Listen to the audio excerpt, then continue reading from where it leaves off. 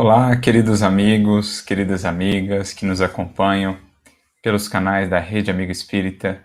Uma boa noite, boa tarde para todos. Que o Mestre Divino abençoe o coração de cada um de nós, que aqui nos reunimos em torno da doutrina espírita para receber o influxo do mais alto, renovar o nosso mundo interior, alargar os nossos horizontes de pensamento, renovar sentimentos, para que a gente possa avançar na caminhada com Jesus.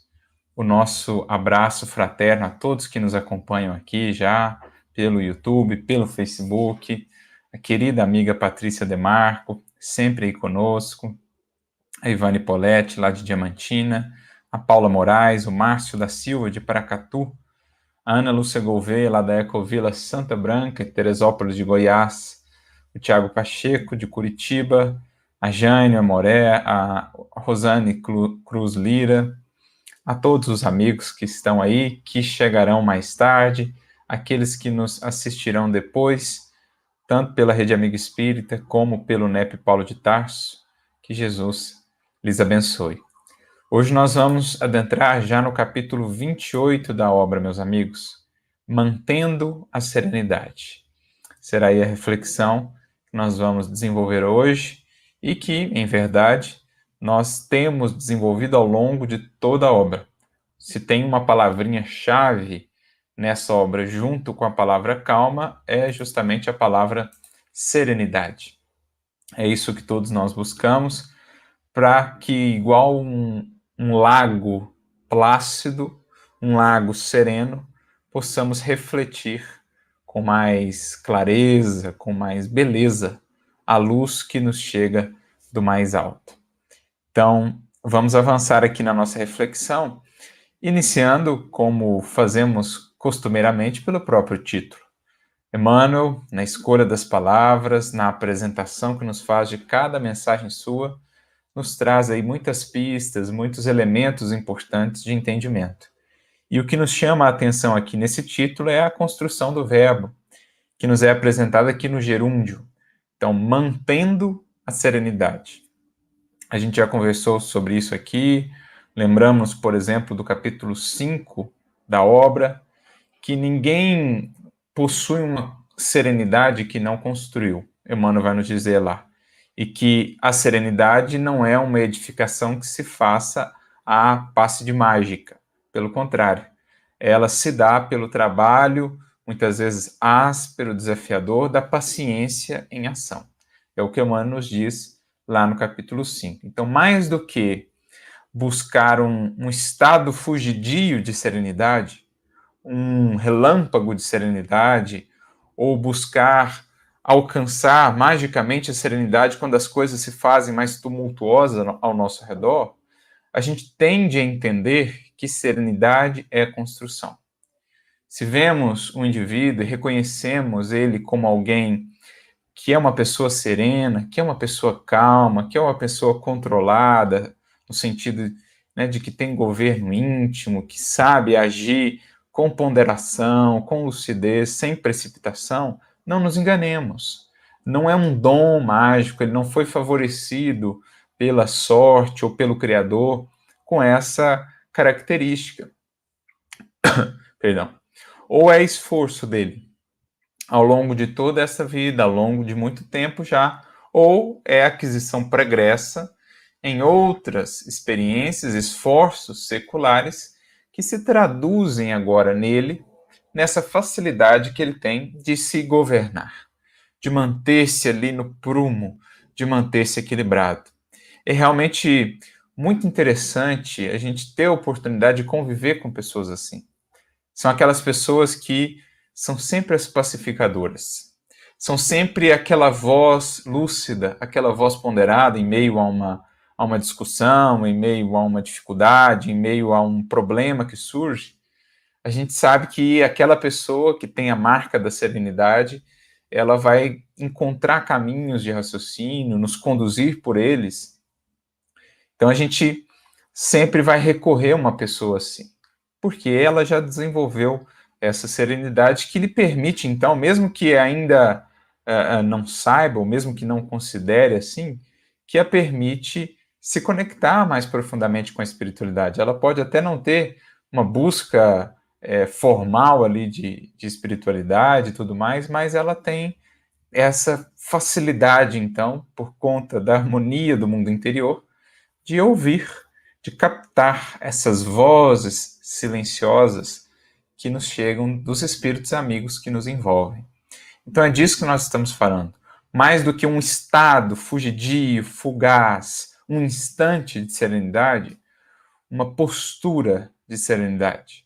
Algo que seja contínuo. Claro que vai ter oscilações naturais, dada a nossa condição de espíritos imperfeitos, mas que seja algo mais constante, algo mais perene, perdão. É isso que nós estamos buscando.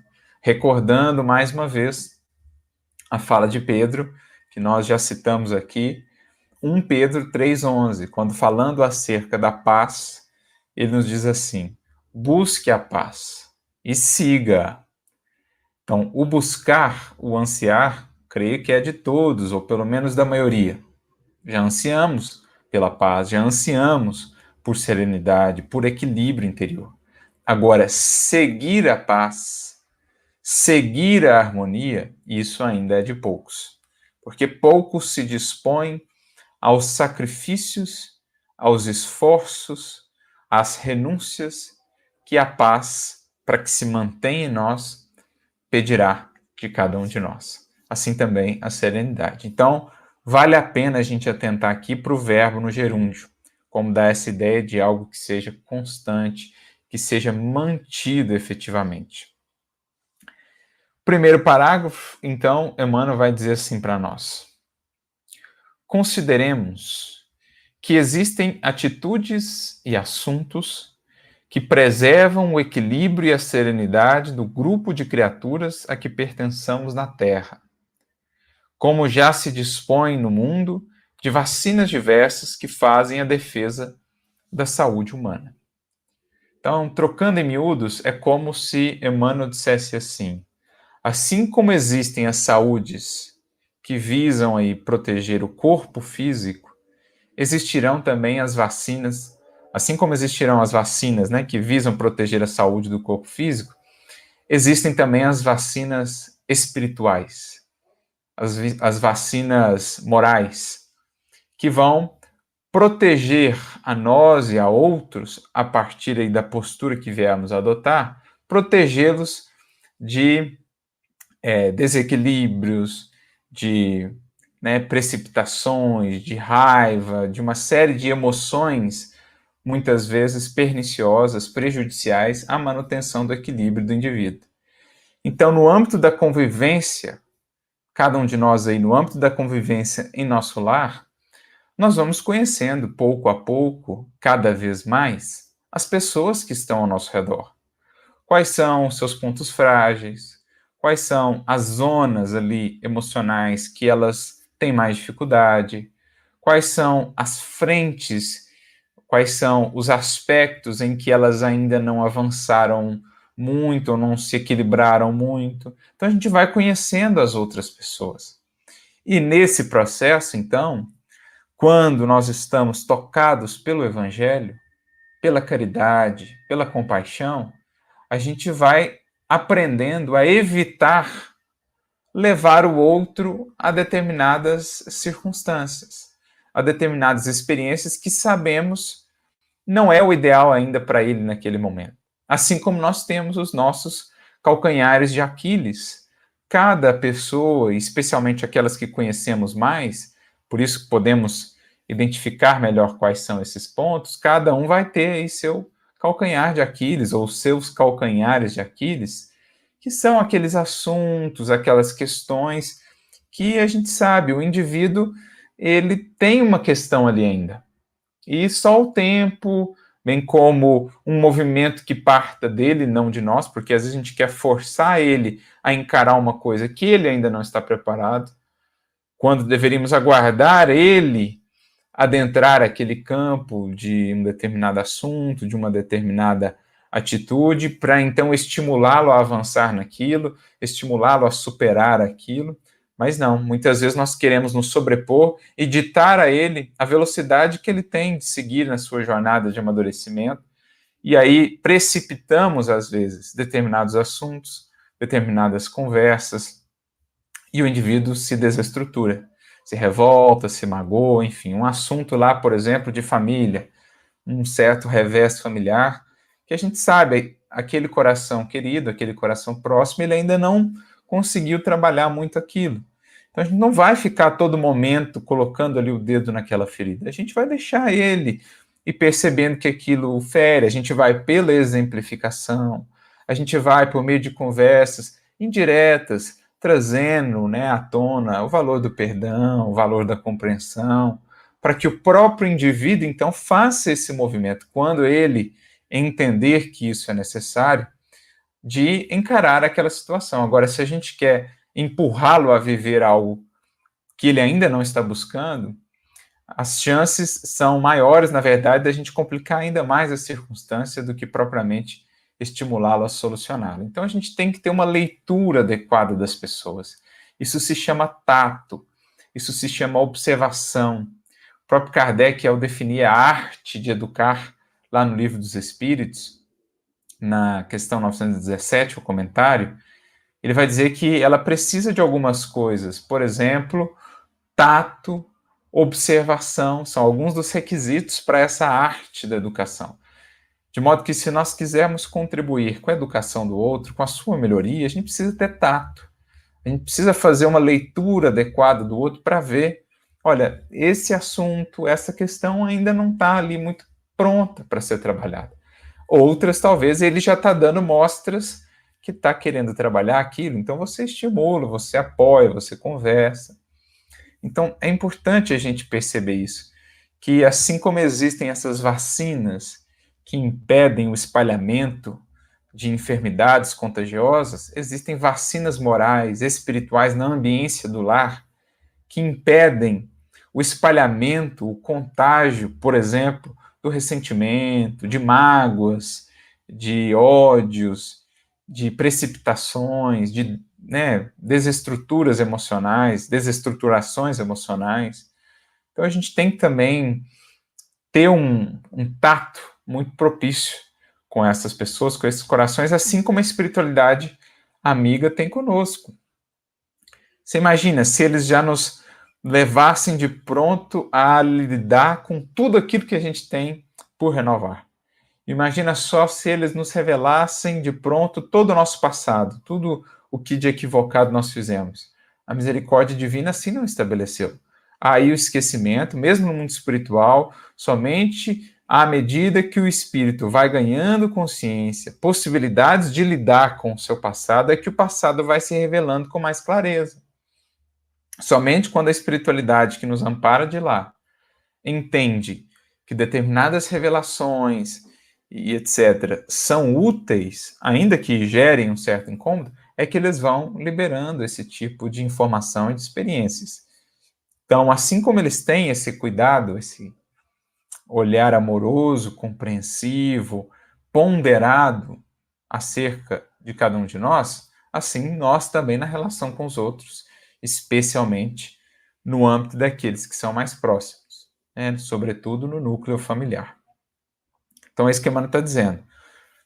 Está vendo que a conversa está se encaminhando, sabe? Aquelas reuniões de família, aqueles encontros, a conversa começa a entrar num aspecto ali, num teor, num tema que você sabe que a coisa não vai caminhar muito bem, porque aquilo ainda é um ponto nevrálgico ali no núcleo familiar. Você começa a mudar de assunto, começa a trazer outras coisas, começa a aplicar ali a vacina da descontração, a vacina da alegria, a vacina de um assunto mais edificante, a vacina do bom humor, para ir desanuviando o ambiente e evitar que aquela nuvem, muitas vezes, se estabeleça, né, contaminando muitos corações ali com emoções que não são tão propícias, tão adequadas e, muitas vezes, acirrando ânimos, ressentimentos, dificuldades. Então é importante a gente ter esse olhar, esse tato. Prossegue Emmanuel. Sabemos que nada sucede sem permissão da divina providência. Mas todos somos chamados a cooperar com a providência divina, que nos consente a liberdade de atuar nos acontecimentos do cotidiano em nossa condição de espíritos responsáveis. Então, é o que a doutrina espírita vai nos deixar muito claro. Nós, no processo evolutivo, não receberemos nada, digamos assim, pronto. Tudo é construção. A misericórdia divina nos dá a matéria-prima. O que é a matéria-prima? É o nosso corpo, é a profissão que a gente recebe, os recursos materiais aqui, a família. Tudo isso são instrumentos, são o material de que nós carecemos para as edificações do espírito. Então, em termos de valores morais, valores do espírito, nenhum espírito recebe nada pronto, a não ser os germes que ele já traz em si, os potenciais. Mas daí a chegar-se ao desenvolvimento tem todo o seu esforço, o suor, as lágrimas, a paciência, a disciplina. É como uma semente. Você recebe a semente, se você guarda ela indefinidamente no celeiro, ela não produz. Então, Deus nos deu as sementes. Agora, se eu pego a semente, coloco na terra e vou lá cuidá-la, protegê-la, regá-la, adubá-la e etc, etc, aguardando o tempo, aguardando o desenvolvimento, a semente se converte um dia em uma árvore, que nos dará muitos frutos. Assim é o Espírito. Há inclusive essa comparação no Evangelho segundo o Espiritismo. Recebemos do Criador um campo, as sementes, recebemos aí os recursos, né, o sol, a água, o adubo, enfim, mas alguém, no caso nós, temos de pegar a semente, tirá-la lá do celeiro, colocá-la no solo, no tempo propício, regá-la, cultivá-la, cuidá-la, protegê-la, adubá-la, para que ela se converta em frutos, em abundância, em produção espiritual. Então essa é a nossa jornada. Aí está o nosso livre-arbítrio. Podemos relutar indefinidamente. Podemos postergar por tempo indeterminado o nosso progresso. Podemos relutar, nos apegar às paixões, nos apegar aos vícios, às sombras. O Criador respeita-nos, mas, pelo próprio amor que nutre por nós, estabeleceu uma lei de justiça, que faz com que cada um vá colhendo aquilo que semeia, inclusive a inércia, inclusive o ócio, porque a consequência infeliz da inércia e do ócio é o tédio. E assim por diante, né? Cada sementeira nossa vai trazendo um fruto, vai trazendo um resultado. Mas somos livres para semear. Somos livres para escolher os caminhos. Porque quis o Criador, vai nos dizer o Espírito de Verdade, que fôssemos nós os artífices da nossa própria imortalidade. Deus nos criou perfectíveis para que nós modelássemos por nós mesmos a nossa maleável argila. É o que nos diz o Espírito de Verdade, no capítulo 6 do Evangelho segundo o Espiritismo. Então é isso. Não adianta esperar que Deus tudo faça por nós. Esperança, oração, não são recursos de expectativa inoperante. Eu não oro esperando que Deus tudo faça. Eu oro para ganhar forças, para perceber ou receber melhor a inspiração, para ir a campo, ir à luta, certo de que, secundando o meu esforço, Deus há de me ajudar. Ajuda-te e o céu te ajudará, é a grande síntese kardeciana para nós no Evangelho segundo o Espiritismo. Assim também a esperança. Nós esperamos em Deus? Sim, certamente. Mas esperançar significa esperar agindo, esperar construindo. Como diz aqui a querida amiga Patrícia, não há céu para quem não edificou o paraíso em si. Então é isso.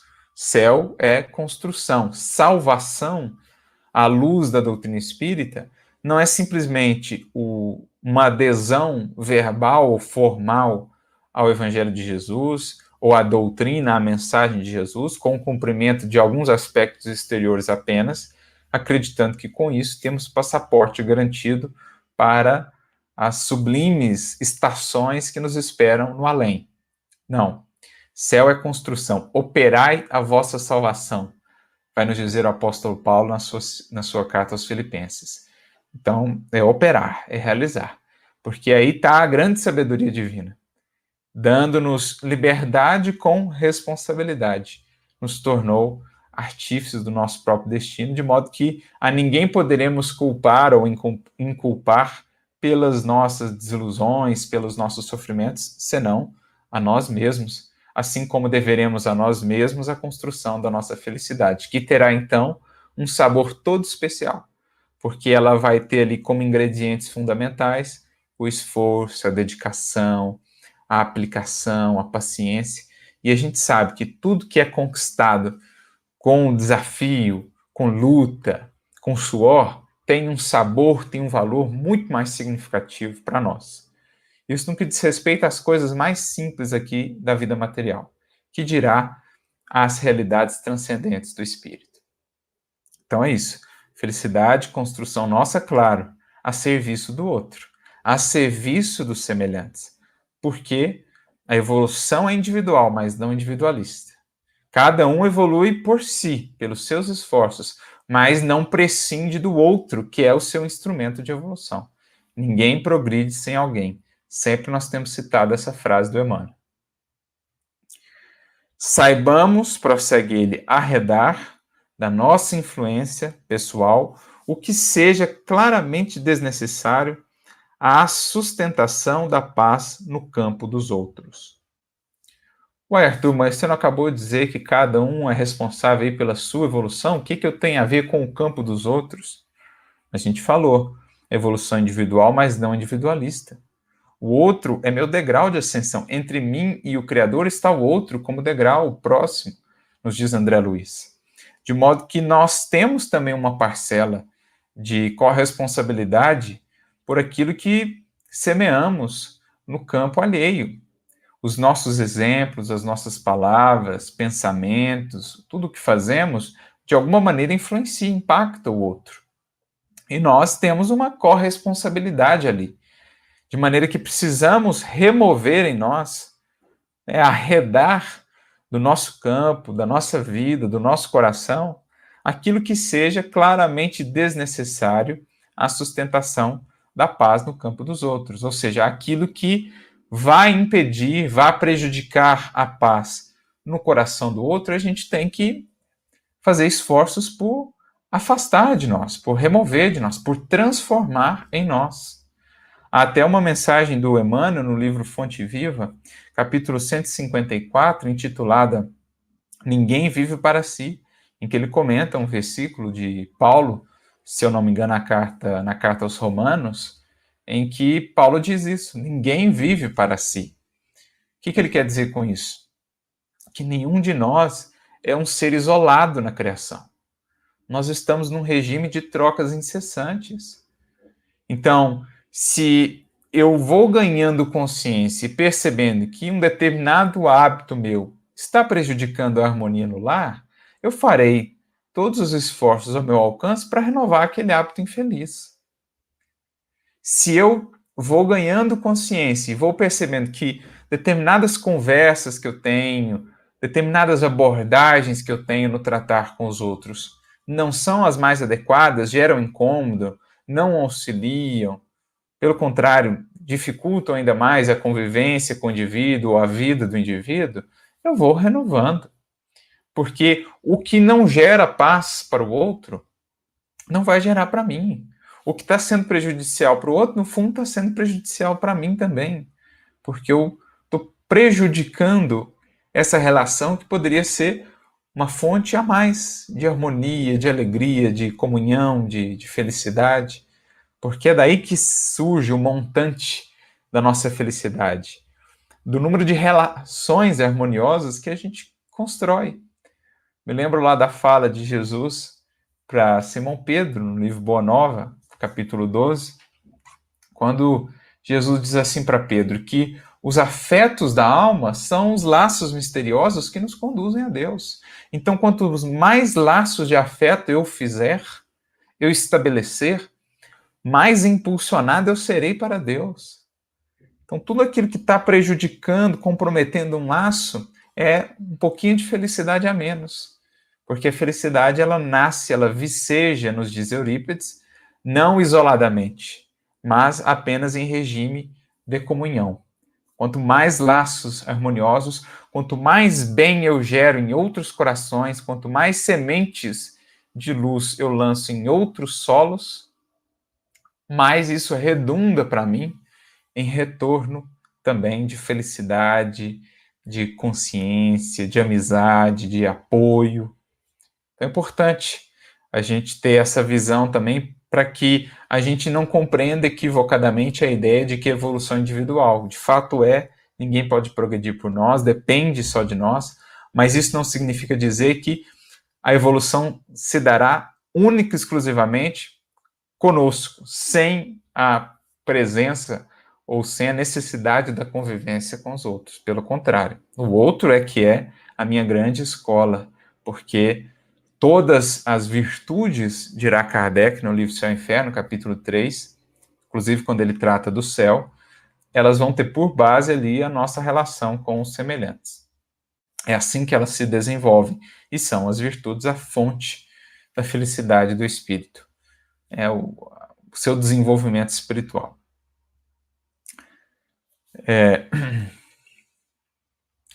Como diz a Paula aqui, o outro é o campo onde eu semeio o joio ou trigo, assim como também sou o campo para o outro. Então há sempre uma troca aí de sementes.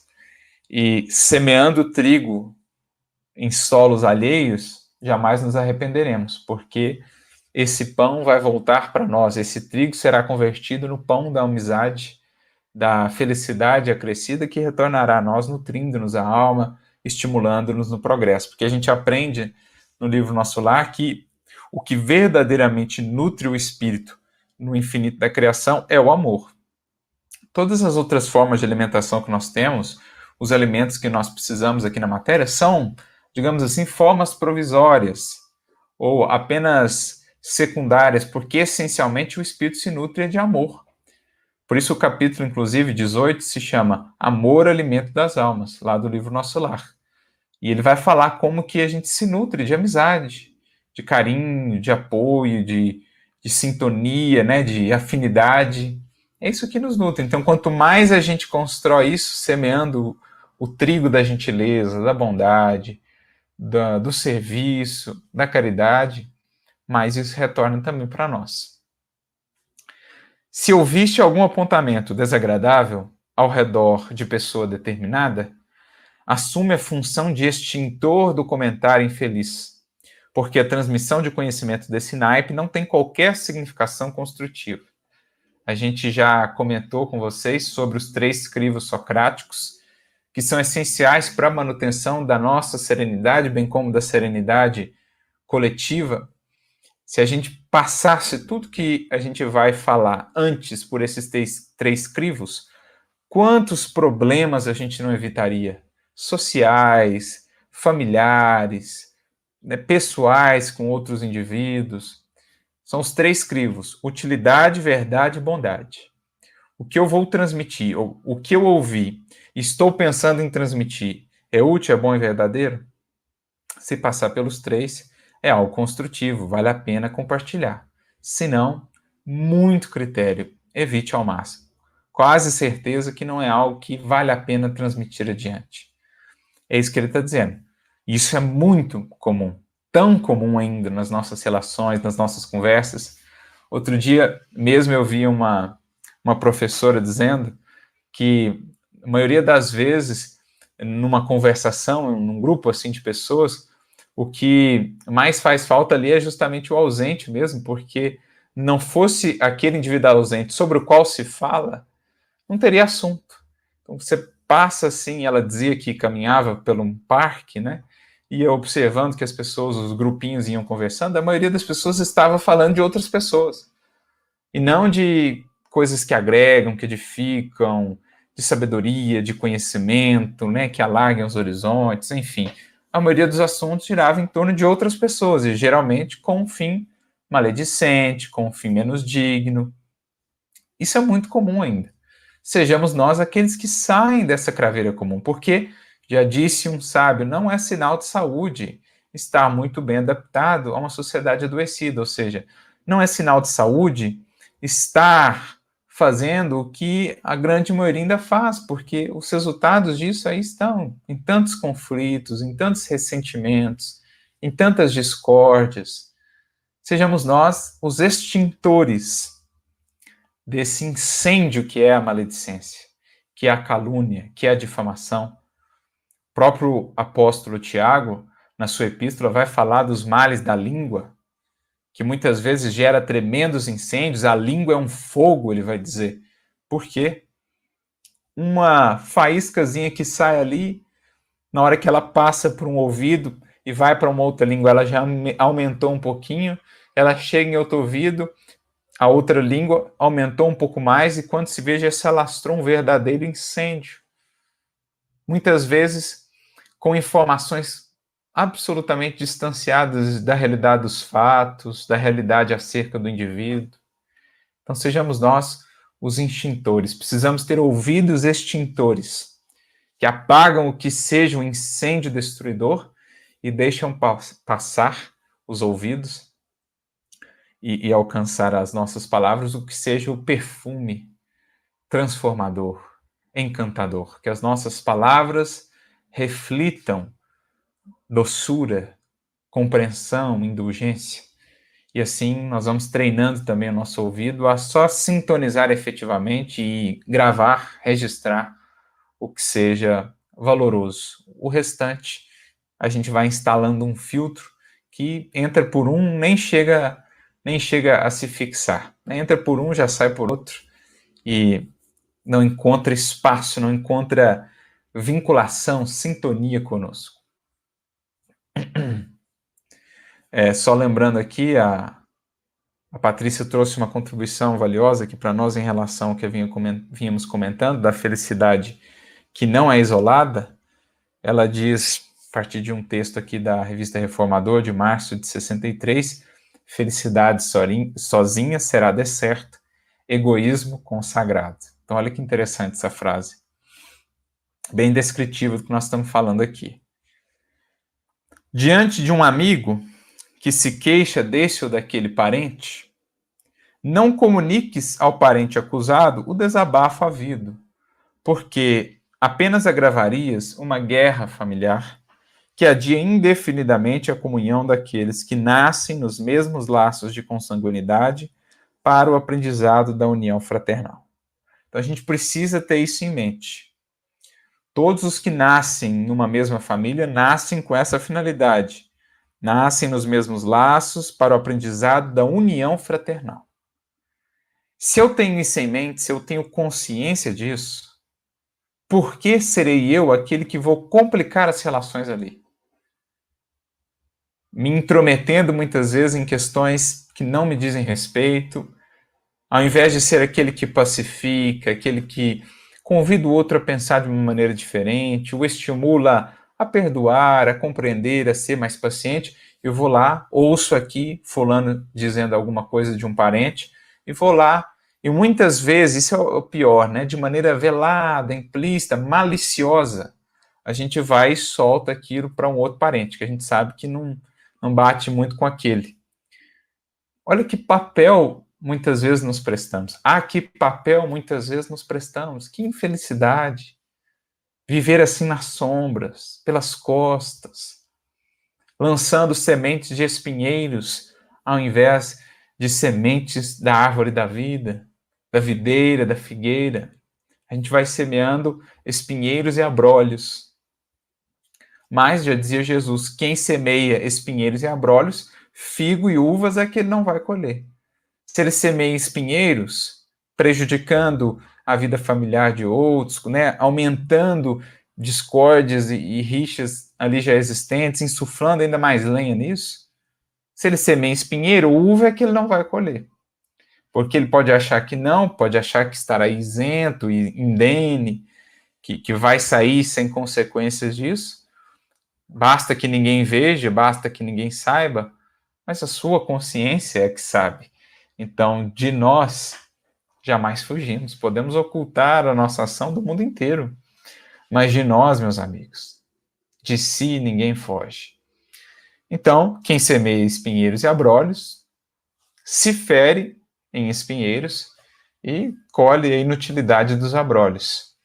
Por outro lado, aquele que recebeu aqui um desabafo, percebeu que às vezes a pessoa estava num dia ruim, ou que esse é o jeito dela por hora, mas buscou mudar o teor da conversa, buscou trazer outros aspectos, ou destacar algum aspecto positivo da pessoa sobre a qual ela fala, né, estimular de alguma maneira, sutil, com tato, com jeito, para que ela compreenda o outro, para que eles busquem se acertar, destacar o papel de estarem juntos, né? Nós estamos juntos aqui para aprendermos a nos amar uns aos outros, a nos perdoar. O indivíduo que faz isso, ele está semeando ali, naquele coração, frutos valiosos, se o indivíduo que recebe a semente souber valorizá-los. E aí ele encontra o outro sobre o qual foi falado, comentado na conversa, ele não entra nesse assunto, não dá margem para isso, de suspeitas, e segue semeando algo valoroso naquele coração. Então, bem-aventurados os pacificadores, já disse Jesus. Bem-aventurados, amigos, no mundo de tantas discórdias ainda, de tantas polarizações, de tantos ressentimentos e mágoas, bem-aventurados aqueles que trabalham pela pacificação. Aqueles que, onde chegam, por onde passam, ficam sendo reconhecidos como aqueles capazes de congregar corações ao invés de separar. Aqueles capazes de construir ao invés de destruir. Aqueles capazes de iluminar ao invés de ensombrar. Aqueles capazes de trazer um ar renovado ao invés de sufocar. Esses são os pacificadores. Esses são os chamados filhos de Deus. Porque, né, bem-aventurados os pacificadores, porque serão chamados filhos de Deus. Porque são aqueles que já estão agindo como ou refletindo a natureza do Pai em si. Porque o Pai cria, o Pai ama, o Pai ilumina, o Pai abençoa. Aqueles que o fazem, se esforçam por refleti-lo em suas vidas, serão chamados efetivamente filhos de Deus. Aqueles que pacificam, que deixam um rastro de paz, de gratidão por onde passam. Não dramatizes os próprios problemas, prossegue aqui o Emmanuel, para não difundir impressões exageradas de temas negativos capazes de prejudicar a muita gente. Então é isso, nós temos esse veso, esse hábito de ficar muitas vezes aumentando os nossos problemas. Tem ali, né, a expressão, a marcazinha do orgulho por trás. Somos os maiores sofredores do mundo, somos os mais desamparados do mundo. A gente vai aumentando muitas vezes, criando sofrimentos, tormentos voluntários e imaginários, quando se, pela oração, pela aplicação, a gente estivesse buscando ocupar a mente, fazer os esforços, nós não teríamos nem tempo, nem energia, nem disposição para ficar nos lamentando assim, porque veríamos que as bênçãos são tantas. Aquele que se põe no caminho, ele recebe tanto recurso, tanto material de crescimento, que não tem como ficar nem comparando o que são as dificuldades com o que são as bênçãos. O próprio Kardec me recorda, quando ele fala, né, lá no livro Obras Póstumas, das lutas que ele passou, das dificuldades imensas, traições, incompreensões, ataques. Tem uma hora lá que ele diz assim, olha, eu estaria sendo desonesto se eu comparasse tudo isso que eu passei com o tanto que eu recebi de auxílio, porque não tem nem como comparar. Ele passou por muitas lutas, sim, tremendas, enormes, mas ele falou, olha, não dá nem para comparar, porque o amparo foi tanto, a misericórdia é tão grande em nossa vida, que não dá para comparar. Então, muito cuidado. Geralmente, essa dramatização, essa amplificação das nossas dificuldades, ela está quase sempre acompanhada de uma preguiça, de uma falta da gente, né, avançar no trabalho, ocupar a nossa mente com o bem, estar inseridos na tarefa, porque quando a gente sai desse movimento, dessa dinâmica da alma, o velho fermento das ilusões que ainda é em nós, insuflado por outros espíritos que muitas vezes não querem o nosso progresso, aquilo começa a inchar, aquilo começa a inflar, né? Já se diz o ditado popular, oficina mente vazia ou cabeça vazia, oficina do diabo, no sentido de que quando a gente foge ao movimento da dinâmica da vida, da busca dos ideais superiores, trabalhados no presente, por meio da vontade e do esforço, a gente cai lá na casa mental, para o porão da casa mental, o subconsciente, ou seja, a gente começa a reviver o passado, a gente começa a trazer os dramas do passado e aumentá-los, multiplicá-los. Sabe aquela coisa que a gente vê muito em filmezinho? Aquele monstro que parece enorme quando você vê a sombra dele, mas que, se você se aproximasse mais, fosse encará-lo de frente, você veria que era uma coisa bem pequena, mas quando a gente fica longe, sem ir a campo, sem ir à luta, aquilo parece que cresce e vira um obstáculo intransponível. Então, a gente tem que tomar cuidado com isso. Tanto a nosso próprio benefício, para que a gente não fique estagnado, como também para que a gente não sobrecarregue ainda mais os outros com fardos de outras preocupações, de mais problemas ainda, das nossas lamentações, das nossas queixas, que será um fardo extra para eles que já estão lidando com as suas. É claro que, no âmbito da amizade, da fraternidade ou entre corações queridos, há que se ter esse momento de confessar um ao outro, falar das lutas, dos desafios, mas sem desespero, sem aumentar muitas coisas, né? Falar ali, olha, tá difícil e tal, faz parte, né? Esse apoio mútuo. Mas a gente tem que ter cuidado também para ver se por detrás dessa dramatização muitas vezes não estão ali velhas posturas que a gente não quer olhar, que a gente não quer, né, abordar certas coisas que a gente precisa mudar e a gente está resistindo. Abstente de vaticinar calamidades que provavelmente jamais aconteçam. Quantas vezes a gente não faz isso? A gente já começa a imaginar um monte de coisa que nunca vem acontecer. Ah, não, mas se acontecer isso, aí aconteceria isso, e depois aconteceria isso, né? A gente vai entrando num efeito em cascata, assim, você imagina uma circunstância que já vai gerar uma outra, que já vai gerar uma outra, que vai gerar uma outra, que é um sofrimento lá na frente. Aí não acontece nem a primeira, nem a segunda, nem a terceira, nem a quarta. Nunca acontece sofrimento, mas até lá você sofreu todo esse tempo de coisas imaginárias. Então, geralmente, esse tipo de coisa começa a crescer na nossa mente quando a mente não está ocupada no bem, no criar, no iluminar-se. Aí ela começa a dar vazão a esse tipo de pensamento, a alimentar esse tipo de imaginação adoecida, ensombrada, que vai criando esses temores imaginários. Agora, quando a mente ela está esclarecida, iluminada pelo trabalho, pelo estudo, por aquilo que seja nobre, quando ela está em movimento, não há espaço para isso, não há campo para que essas ervas daninhas possam crescer. Quando o campo está ocupado, bem tratado, protegido, não há campo para que as ervas daninhas possam crescer. Protege-te contra o veneno dos boatos, aprendendo a ouvi-los e esquecê-los. Ouvi-los e esquecê-los. Então, já logo ali, depois de ouvir, já esquecer. Ouvir, diluir no esquecimento, deixar passar. Entra por um ouvido, sai por outro. É o que a gente falava lá atrás da calúnia, da difamação, da língua que é um fogo. A gente precisa ter esse extintor no ouvido. Assim também os boatos. Fake news. Ah, meus amigos, quantas dificuldades as fake news não estão a gerar. E a gente fica a pensar onde o critério kardeciano do bom senso, critério de análise, de ir às fontes, de verificar as informações, os crivos socráticos, para a gente não seguir atuando como falso profeta. Porque quando eu passo um boato adiante, na maioria das vezes infundado, quando eu passo adiante uma fake news no Facebook, no WhatsApp, eu estou sendo um falso profeta. Eu estou atuando contra a luz da verdade, contra a educação, a instrução, a informação, contra a luz.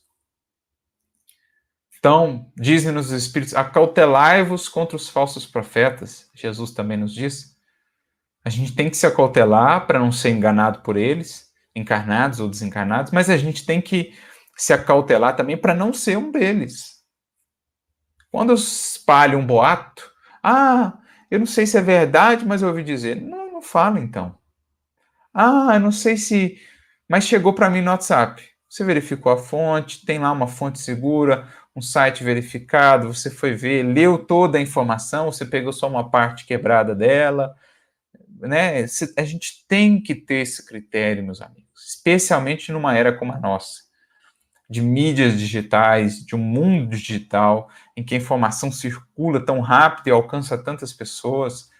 A gente pode estar gerando muitos prejuízos, muita desinformação, né, perturbando a muitos indivíduos com boatos, com falsas informações que a gente transmita.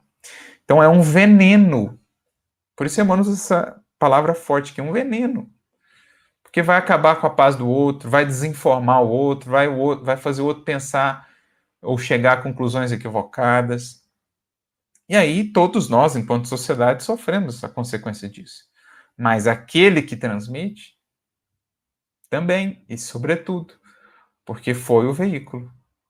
Né? O que a gente transporta e passa adiante marca primeiramente a nós mesmos. Marca primeiramente a nós mesmos, os que fomos aqueles que transportamos aquilo. Se tiveres algum pressentimento ou algum sonho, vislumbrando ocorrências infelizes, silencia e ora pela paz dos que estejam incluídos em tuas impressões, porque a espiritualidade maior te permite esses informes imprecisos para que ajudes a atenuar o mal ou extingui-lo e não para que lhe favoreças a expansão. Então, primeiro que sonhos e pressentimentos, a gente tem que ter muito cuidado em lidar com isso, porque muitas vezes nos sonhos nós não vamos ter revelações espirituais propriamente, não vão ser lembranças efetivas de algo que a gente viu no mundo espiritual, muitas vezes vai ter misturas ali de coisas que já estavam no nosso pensamento antes da gente dormir, que se misturam com experiências vividas do lado de lá, e às vezes vira algo meio incompreensível, algo meio incompreensível, algo difícil de entender. Então a gente tem que ter muito critério. Às vezes teremos aqueles sonhos muito claros, que parece realmente algo que ficou ali gravado, que a gente vivenciou. E se tiver alguma coisa ali, como diz aqui, né, que expresse alguma ocorrência infeliz, ora, não guarda assim essa preocupação, essa tensão, não sai assustando os outros. Olha, eu sonhei com isso, que você estava sofrendo um acidente, que você desencarnou. Calma, muita prudência nisso. Faz uma oração, acalma o seu sentimento, não sai criando aí medo, expectativa e etc. nas pessoas. O que tiver que ser, será. Ninguém passará por aquilo que não precisa passar. Sigamos uns aos outros nos estimulando ao bem, porque então estaremos com a máxima proteção, a melhor proteção que nos é dado alcançar. Então, sem criar esses temores, essas expectativas, essas ansiedades a partir de algo que a gente viu num sonho, ou um pressentimento que tivemos, que às vezes não é algo que tem ali um fundamento mesmo, às vezes é uma percepção equivocada que nós tivemos, uma influência perniciosa ali que nos alcançou de algum espírito. Por vezes, terão pessoas que têm, de fato, esses sonhos como que premonitórios, que veem coisas que depois acabam acontecendo, mas muito tato, muita ponderação, muita calma nisso. Ora, acalma e evita, como ele diz aqui, silencie e ora, evita sair distribuindo isso e distribuindo aí ansiedade e tensão em outros corações. Eu me recordo até do Evangelho, por exemplo, dos profetas nas Escrituras, a questão da profecia. Geralmente, a profecia ela vinha com que intuito?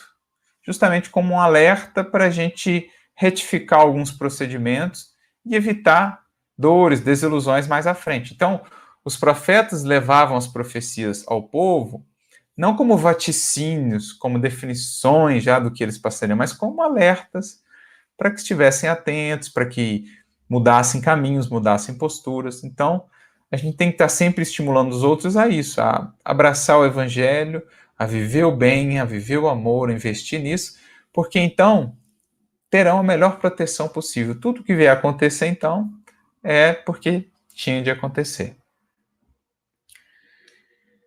Bom, concluindo aqui, recorda, em muitos lances difíceis da vida, a serenidade dos outros depende exclusivamente de nós. Não está Emmanuel aqui a dizer que nós temos essa capacidade de construir a virtude no outro, de evoluir pelo outro. Está ele aqui querendo dizer que muitas vezes está em nosso alcance mudar posturas, evitar determinadas palavras, determinadas atitudes que poderiam prejudicar a manutenção da harmonia e da paz do indivíduo. Do indivíduo que ainda tem as suas fragilidades, que ainda não estabeleceu uma serenidade plena, sólida, inatacável pelas circunstâncias exteriores, depende muitas vezes de nós, de gestos pequeninos, de bondade, de compreensão, de paciência. Depende de nós evitar que a sua paz, a sua harmonia sejam perturbados. Depende do nosso exemplo também, diante de uma prova, por exemplo, ou de um momento como esse que nós vivemos, de dificuldades coletivas, o nosso exemplo de paciência, de confiança, de resignação, ele infunde serenidade em muitos outros corações. Então, paz em nós, equilíbrio, harmonia em nós, muitas vezes será convite, sugestionamento no outro para que ele mantenha-se sereno, mantenha-se confiante, mantenha-se ativo aí no trabalho, paciente. Então, a gente pode e muito contribuir para a manutenção da serenidade de outros corações. Tanto pelo que a gente deixa de fazer, como por aquilo que a gente busca fazer. Então, deixa de comentar o mal, distribuir ou espalhar calúnias, difamações, queixumes, lamúrias. Então, a gente está contribuindo com a serenidade alheia pelo que a gente deixa de fazer, mas também pelo que a gente faz. Expressando, exemplificando renúncia, humildade, paciência, confiança no mais alto, fé, a gente pode e deve contribuir com essa serenidade em outros corações, porque será serenidade acrescida também para nós. Beleza, meus amigos? Agradecemos aqui, então, a participação de todos, de vocês, todos que estiveram aqui conosco. Muitas mensagens, estamos aí em quase 200 amigos, 200 corações conectados nas várias redes aqui da Rede Amigo Espírita, nos vários canais.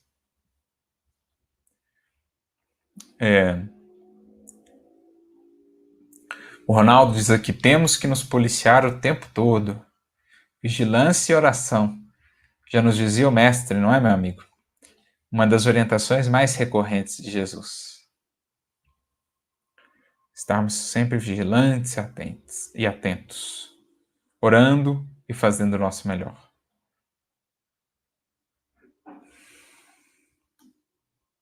A Maria do Perpétuo nos pergunta, o ego atrapalha muito a evolução, não acha? De fato, minha amiga, ele tem a sua razão de ser, ele teve, sobretudo, na nossa jornada evolutiva até aqui, mas é chegado o tempo já, com o Evangelho, de deixarmos que ele não mais domine ou governe as nossas ações.